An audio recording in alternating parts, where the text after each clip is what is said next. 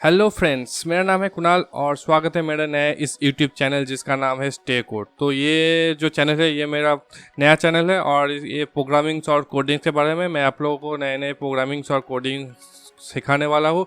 मैं खुद एक प्रोग्रामर हूँ, तो आप मेरे इस चैनल को सब्सक्राइब कीजिए और मेरे साथ जुड़े रहिए क्योंकि ये चैनल बहुत ही खास होने वाला है और आप लोगों को बहुत मज़ा आएगा क्योंकि मैं यहाँ पे बहुत सारे इन्फॉर्मेटिव ट्यूटोरियल्स डालने वाला हूँ, बहुत सारे प्रोग्रामिंग्स ट्यूटोरियल भी डालने वाला हूँ, जैसे कि पाइथन, वेब डिज़ाइन, पीएचपी, जो भी नए नए टर्म्स है या फिर जो भी प्रोग्रामिंग्स है, जावा, इस तरह का प्रोग्रामिंग ट्यूटोरियल मैं डालने वाला हूँ। तो मेरे इस चैनल को सब्सक्राइब ज़रूर कीजिएगा। और आज का जो टॉपिक है वो है कॉन्डा या फिर मिनी कॉन्डा के बारे में।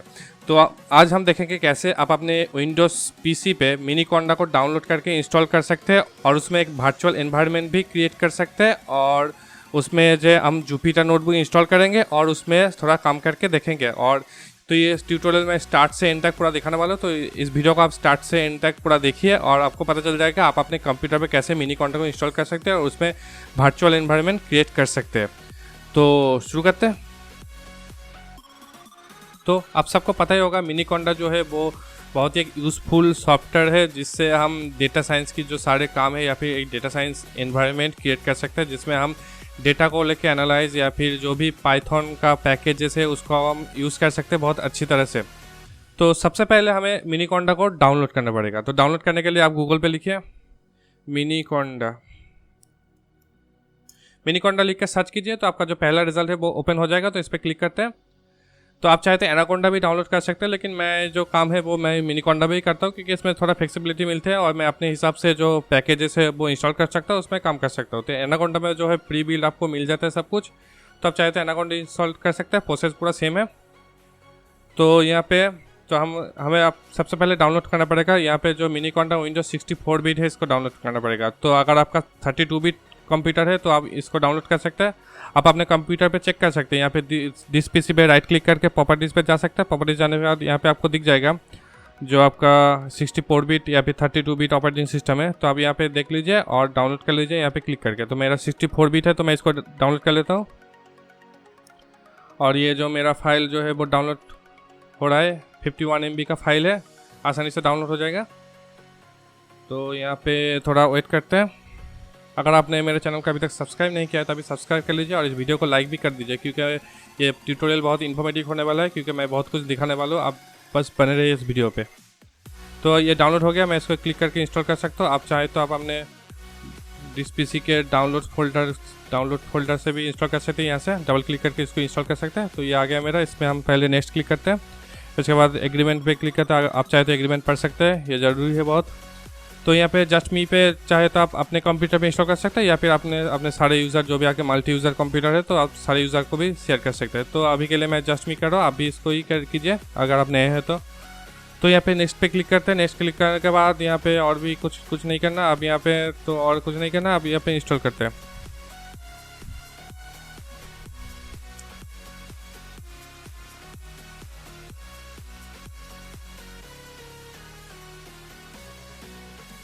तो ये इंस्टॉल होने में थोड़ा वक्त लग सकता है आपके कंप्यूटर के परफॉर्मेंस के ऊपर। तो ये मेरा इंस्टॉल जो है कंप्लीट हो चुका है। तो अब हमें नेक्स्ट पे क्लिक करते हैं और ये हो गया। तो यहाँ पे सबसे पहले आप चाहे तो इसको लर्न कर सकते हैं या फिर जो भी इन्फॉर्मेशन आप देख सकते हैं। मैं इसको अनचेक करके फिनिश कर देता हूँ।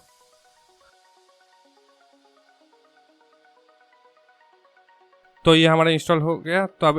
तो सबसे पहले हम इसको एनाकोंडा जो प्रॉम्प्ट है उसको ओपन करना पड़ेगा। उसको ओपन करने के लिए आप स्टार्ट पे यहाँ पे जा सकते हैं। यहाँ पे आपके रिसेंट एडिट पे आ सकता है यहाँ पे ऊपर, लेकिन मैंने पहले भी इंस्टॉल किया हुआ है तो यहाँ पे नहीं आ रहा है। आप चाहे तो यहाँ पे सर्च कर सकते हैं एनाकोंडा प्रॉम्प्ट। ये देखिए ये हो गया एनाकोंडा प्रॉम्प्ट मिनी कॉन्डा 3। ये आगे इस पर क्लिक कीजिए तो ये देखिए हमारा एनाकोंडा प्रॉम्प्ट है वो आ गया है। ये देखने पे थोड़ा कॉमन प्रॉम्प्ट जैसा है लेकिन काम थोड़ा अलग है। तो यहाँ पे सबसे पहले हमें क्या करना पड़ेगा, एक एनवायरनमेंट सेटअप करना पड़ेगा। तो एनवायरनमेंट सेटअप करने के लिए सबसे पहले एक फोल्डर क्रिएट करते हैं जिस फोल्डर पे हम जो है सारे काम या फिर डेटा साइंस का काम या फिर जो भी टेस्टिंग है वो करने वाले। तो आप चाहे तो आप किसी भी फोल्डर पे क्रिएट कर सकते हैं। तो यहाँ पे जो मेरा जो करेंट फोल्डर है user/kunal जो मेरा यूज़र फोल्डर है, तो आप यहाँ पे कुछ भी कहीं भी फोल्डर क्रिएट कर सकते हैं। आप चाहे तो डायरेक्ट सी ड्राइव पे क्रिएट कर सकते हैं। तो यहाँ पे CD लिख के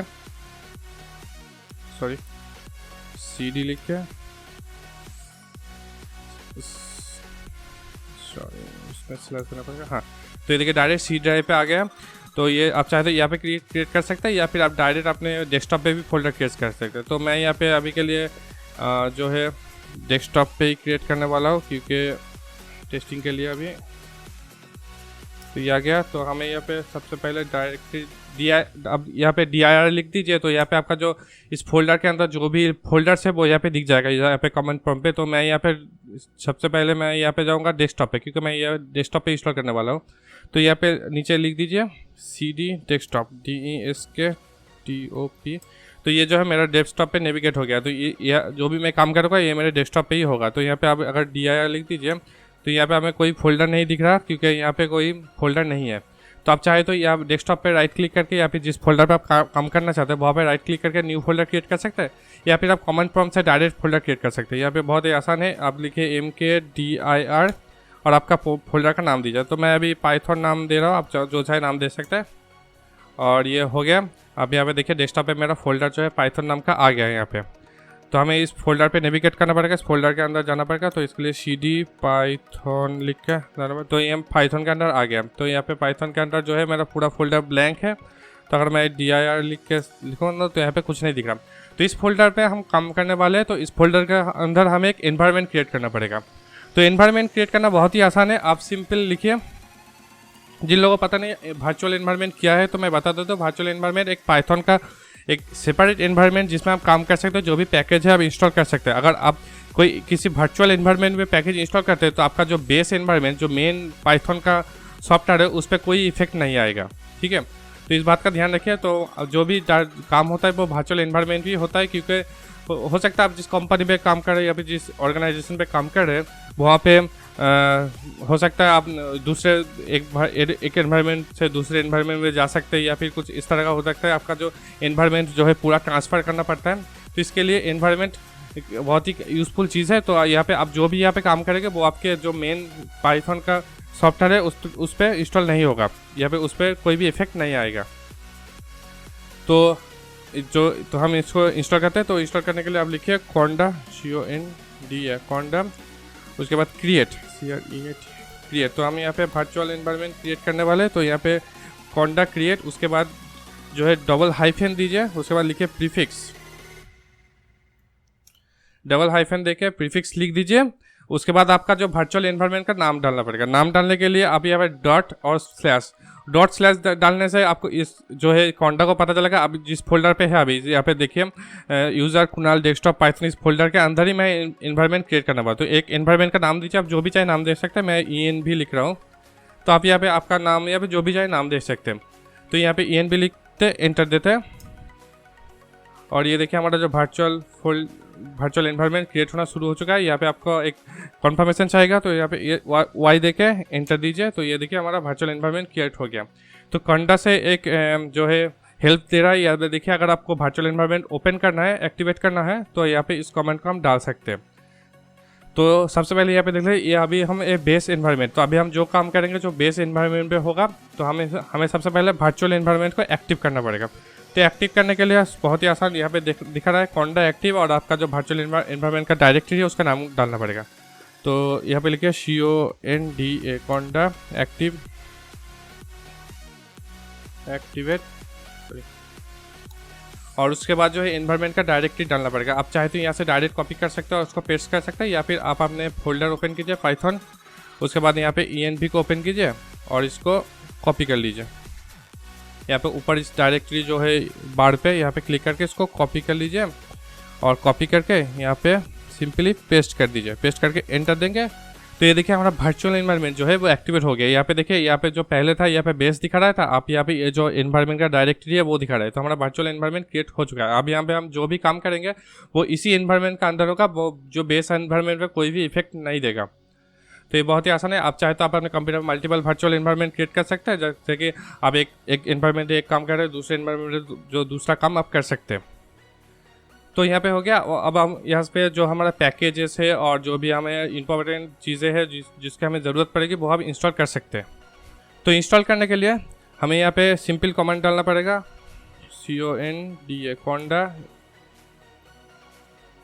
इंस्टॉल, और यहाँ पे हमें पैकेज का नाम डालना पड़ेगा। अगर आप चाहे तो जैसे कि पेंडास डाउनलोड करना चाहते हैं, PANDAS पेंडास जो है, पेंडास आप डाउनलोड कर सकते हैं, या फिर जुपिटर नोटबुक JUPYTER जुपिटर डालने के तो यहाँ पे जो जुपिटर नोटबुक इंस्टॉल हो सकता है। आप चाहते हैं एक पैकेज एक बार इंस्टॉल कर सकते हैं, या फिर आप मल्टीपल पैकेज इंस्टॉल कर सकते हैं। तो मैं यहाँ पे पेंडास और जुपिटर दोनों इंस्टॉल करने वाला हूँ। तो यहाँ पे इसको एंटर देते हैं और ये हमारा इंस्टॉलेशन प्रोसेस शुरू हो चुका है। तो यहाँ पे सबसे पहले कॉन्फर्मेशन मांग रहा है, तो कॉन्फर्मेशन तो ये वाई देते हैं, एंटर देते हैं। अब ये पैकेज जो है हमारा इंस्टॉल होना शुरू हो चुका है। तो इसमें थोड़ा वक्त लग सकता है आपका इंटरनेट कनेक्शन और आपकी कंप्यूटर के प्रोसेसिंग पावर के ऊपर। तो इसको इंस्टॉल होने देते हैं।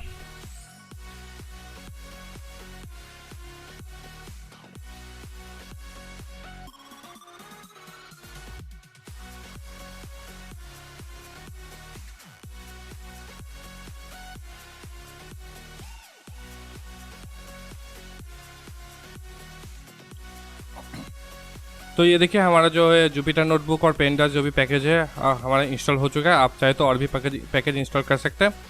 तो जैसे कि मैंने शुरू में कहा था, मैं यहाँ पे जुपिटर नोटबुक के बारे में या थोड़ा सा बात करूँगा। तो यहाँ पे हम जुपिटर नोटबुक को स्टार्ट करते हैं यहाँ पे। तो उसके लिए सिंपल कमेंट लिखे, तो आप मेक श्योर कीजिए कि आपका जो डायरेक्टरी है वो आपका जो है पाइथन का, या फिर जो भी आप जिस डायरेक्टरी पे आप एनवायरनमेंट इंस्टॉल किया है उसी डायरेक्टरी पे आप हैं और आपका एनवायरनमेंट जो है एक्टिवेट है। तो हम तो एक काम करते हैं, हम इसको दोबारा शुरू करते हैं। तो यहाँ पे उसके लिए मैं यहाँ पे फिर से जो है एनाकोंडा प्रॉम्प्ट ओपन कर रहा हूँ। तो अभी देखिए मेरा जो है डिफ़ॉल्ट फोल्डर के अंदर है। तो यहाँ पे मैं CD जा रहा हूँ पाइथन के अंदर, डेस्कटॉप जिस फोल्डर पे मेरा है। तो देखिए मैं पाइथन की डायरेक्टरी के अंदर आ गया। तो मैं यहाँ पे अपना वर्चुअल एनवायरनमेंट जो है वो एक्टिवेट करने वाला हूँ।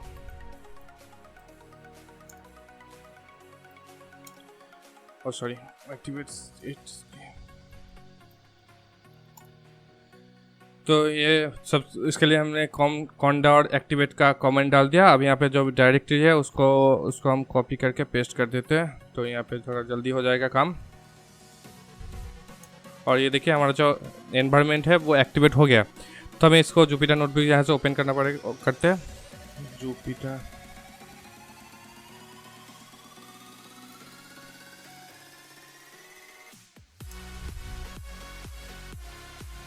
तो ये देखिए हमारा जुपिटर नोटबुक है वो ओपन हो गया है। तो आपका ये जो है डिफ़ॉल्ट ब्राउज़र पे ओपन होगा। तो मैं ये रिकमेंड करूँगा आप जो डिफ़ॉल्ट ब्राउज़र है वो क्रोम रखें, क्योंकि ये क्रोम पे बहुत अच्छा काम करता है। यहाँ पे चाहे तो आप फायरफॉक्स या फिर जो भी माइक्रोसॉफ्ट एज यूज़ करते हैं तो उस पर भी ओपन कर सकते हैं। लेकिन ये मैंने जो है एक्सपीरियंस किया है कि क्रोम पे ये बहुत ही अच्छा काम करता है। बहुत सारे मतलब कोई भी प्रॉब्लम या फिर लैग नहीं आता। तो ये देखा हमारा जुपिटर नोटबुक जो है स्टार्ट हो गया है यहाँ पे लोकल होस्ट सर्वर पे।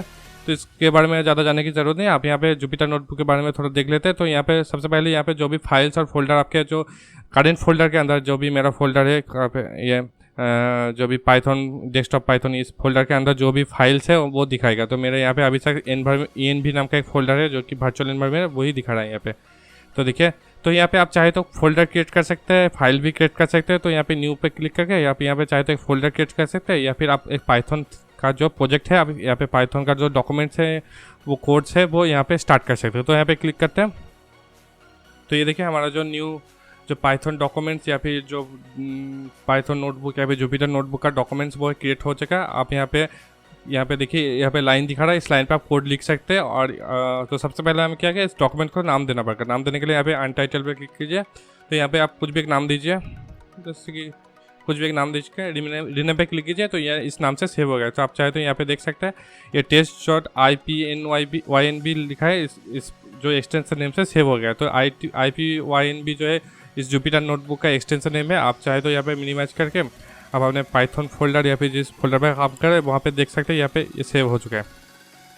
तो हम यहाँ पे जो है इस फाइल पे हम यहाँ पे काम कर सकते हैं। आप जो है चाहे जो भी कमेंट यहाँ पे लिख सकते हैं, चाहे आप यहाँ पे पाइथन का कमेंट लिखे हैं, यहाँ पे नेम एक वेरिएबल जैसे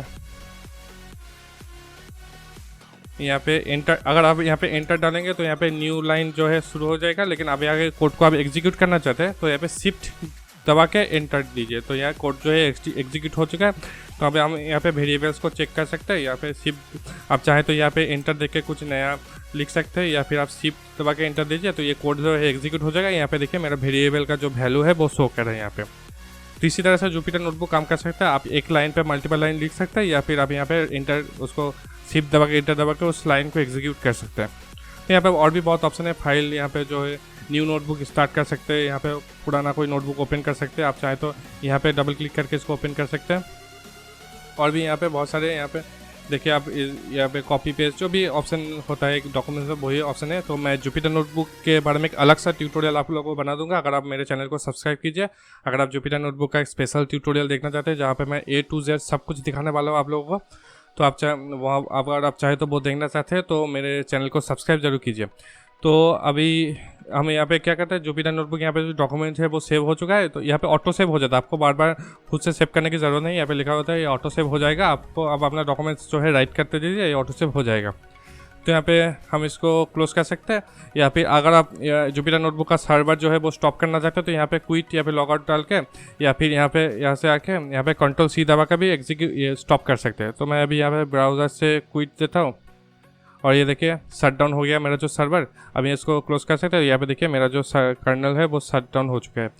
तो अब देखिए अब इस अगर आपको कुछ भी प्रॉब्लम होता है तो आप इसको वीडियो को दोबारा देखिए। बहुत ही आसान है कॉन्डा को इंस्टॉल करना और उसे एग्जीक्यूट करना और जो वर्चुअल एनवायरनमेंट जो है वो एक्टिवेट करना बहुत ही आसान है।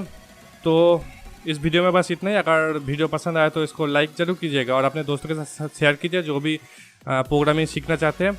और कोई भी प्रॉब्लम होता है, अगर इस वीडियो में कुछ भी समझ में नहीं आता या फिर कोई भी एरर्स आता है तो आप मुझे कमेंट सेक्शन में ज़रूर पूछिएगा। मैं आपको जवाब ज़रूर दूंगा और रिप्लाई भी ज़रूर करूंगा। और मैं चाहे तो आपका जो इशू है उसमें अलग से वीडियो भी बना सकता हूँ। तो इस वीडियो में बस इतना ही। Thanks for watching. So good bye.